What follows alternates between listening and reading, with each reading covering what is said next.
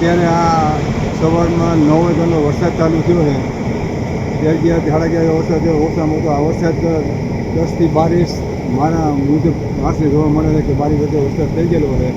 અત્યારે સુખનાથનું તળાવ, ગામના ખેતરોના પારા, ઘણી ગામોની ખેડૂતોને બહુ મોટી ખેડૂતોને નુકસાન છે મોટી મારી અંદર. અને જે આ ચીખલીવાળો રોડ છે એ રોડમાં જે 3 પુલ જે છે એ પુલ ખર્ચે ઊંચા લેવાના છે. દર વર્ષે રજૂઆત કરવામાં છતાં કોઈ ધ્યાન દેવામાં આવતું નથી. તો અત્યારે આ જોતા અત્યારે વાહન લેવા અને ખેડૂતોને જવાની બહુ મુશ્કેલી છે. એમ ગામની અંદર એનું નુકસાની છે. ગામની અંદર રોકડાના તૂટી ગયા છે, કૃષ્ણ સોસાયટી છે, ગામનો વિસ્તાર છે, જે ખરવડ પોળ છે, હજન પાસે બધી મોટી ઘણી પાણી કરી ગયા છે અને મોટી નુકસાની છે. તો આ લોકો તાત્કાલિક ખેડૂતોને તાત્કાલિક સર્વે થાય અને ખેડૂતોને રાહત મળે અને જે પાણી જ્યાં કરી ગયા એને લોકોને તેજુલ મળે એવી સરકારને અમે વિનંતી કરી છે કે તાત્કાલિક સર્વે થાય એવી અમારી વિનંતી છે. અત્યારે અમારા ગામની આગળ ઉપર નેસડાનો માર્ગ અને તરાવડીનો માર્ગ, મજેવડીનો માર્ગ અને ઉદકિયાનો માર્ગ આ સીમ આવેલ છે. આ સીમની અંદર 2 કલાકની અંદર ઓછામાં ઓછો 14 થી 15 ઇંચ વરસાદ પડ્યો.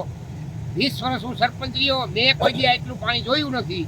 આ પહેલી વાર આટલું પાણી જોયું, જેથી કરીને આ તળાવડા ને બધા 3 તળાવ અમારા ડેમેજ થઈ ગયા. મારડિયાના માર્ગનો કોઝવે તોડી નાખ્યો, સુખનાથની બાજુનું તળાવ તૂટી ગયું અને સુખનાથની સામેનું પણ તળાવ તૂટી ગયું. અત્યારે એ તળાવમાં પાણીનો ફ્લો છે પણ ધીમે ધીમે એ પાણી ઉતરતું જાય છે. અને જેટલું તળાવ વોકરાના કાંઠેની જમીન છે, ઓછામાં ઓછી 1200 થી 1500 વીઘા જમીન, જે તમામ જમીનને નુકસાની પહોંચી છે, તમામ જમીન ધોવાઈ ગઈ. અમારે અહીંયા નુકસાની મગફળીમાં 3-4 હજાર રૂપિયાનો ખર્ચો જે કરેલો ત્યારે નુકસાની જોરદાર છે. મગફળીમાં કપાસમાં નુકસાની છે અને સોયાબીનમાં નુકસાની છે. અમે અત્યારે 30 વીઘા વાવેલું મારું બધાનું, અને બધાનું અહીંયા કાકા બાપાનું અમારા બધા ભાઈનું છે, બધાનું આ જ નુકસાની છે. બધાને દર વર્ષે આ જ પરિસ્થિતિ હોય. વર્ષે આવે ને વરસાદ આ અમારે હાલાકી ઊભી રહે છે. વીઘે 3-4 હજાર રૂપિયાની મગફળીમાં નુકસાની આવે, કપાસમાં 2-3 હજારની નુકસાની આવે. દર વર્ષે આ નુકસાની અમારે ભોગવવાની જ રહીએ. દર વર્ષે આ હોય જ. ભાગ્યો રાખી છે અડધા ભાગે બધામાં નુકસાની મારે અત્યારે ભોગવવાનો વારો આવ્યો છે. અત્યારે સોયાબીન, માંડવી છે, પછી ડુંગળી વાવેલી હતી 7 વીઘાની, એ બધામાં નુકસાન અત્યારે પૂરું કે 3 થી 4 હજાર ગણવાના. સોયાબીનમાં 2000 રૂપિયા ગણવાના, માંડવીમાં, મગફળીમાં એમાં ગણવાના એટલા પૈસા. વરસાદ અત્યારે બધું પૂરું થઈ ગયું ગણવાનું. તમે અત્યારે બધું ફેલ જ ગણવાનું.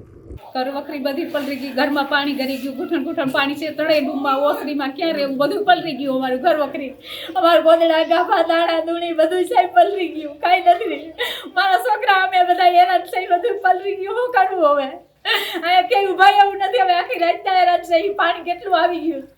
અમારા રૂમ, ગોદડા, ગાફા બધું પલરી ગયું. કાંઈ રેવાય એવું નથી. અહીંયા કેટલું પાણી આવ્યું, બધું મારું આખા 2 વર્ષના નાણા દૂણી બધું પલરી ગયું. કેટલા બાસકા ઘઉંના પલરી ગયા, બાજરો, ઘઉં બધું, દાણા, દૂણી, ગોદડા, ગાભા બધું પલરી ગયું.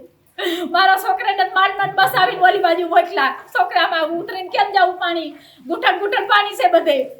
અને હું અહીં એકલી હતી, હું ઉપર ચડી ગઈ હતી. મારે કેમ જવું, કેમ જઈ? મારું બધું પલરી ગયું. ઘર આખો ઘૂંટણ પાણી છે, ક્યાં જવાય એવું નથી. મારે ક્યાં જવું?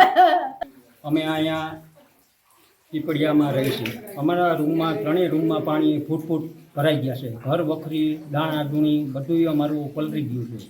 અને તંત્ર કાંઈ આમાં ધ્યાન દેતું નથી. નુકસાની અમારે બહુ આવી છે. અનાજ બધું કોઠરીઓ ભરી હતી, બધું પલરી ગયું. ઘર વખરી, ગોદડા, ગાભા રૂમમાં બધું એવા કેટલા ક્યાં મૂકી આપણી પાસે હું સગવડ હોય.